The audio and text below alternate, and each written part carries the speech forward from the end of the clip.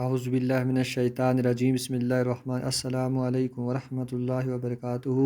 میں teacher Shabir Ahmad Khan government primary school کہتا Nowgam zone ماوہ ضلع کپوارہ سے آپ سے مخاطب ہوں۔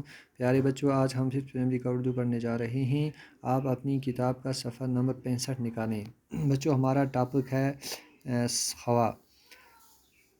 اس لیے پیڑ پودوں کی حفاظت کرنا اور نئے درخت لگانا بہت ضروری ہے۔ اسی طرح مختلف قسم کی گاڑیوں، بسوں، موٹروں وغیرہ سے جو دھواں نکلتا ہے اس سے بھی ہوا آلودہ ہو جاتی ہے۔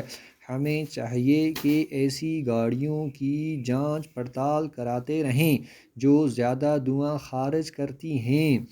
کارخانوں میں بھی ایسے ایندھن کا استعمال کیا جانا چاہیے جس سے کم دھواں نکلتا ہو۔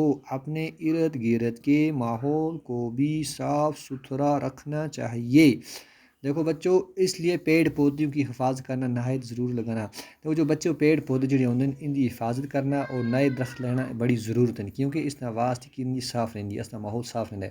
اسی طرح مختلف قسم کی گاڑیاں ہوندی، بساں، موٹراں وغیرہ، انہاں جو دھواں نکلتا ہے اس نال بھی اس طرح ماحول جو آلودہ خراب ہوندا ہے۔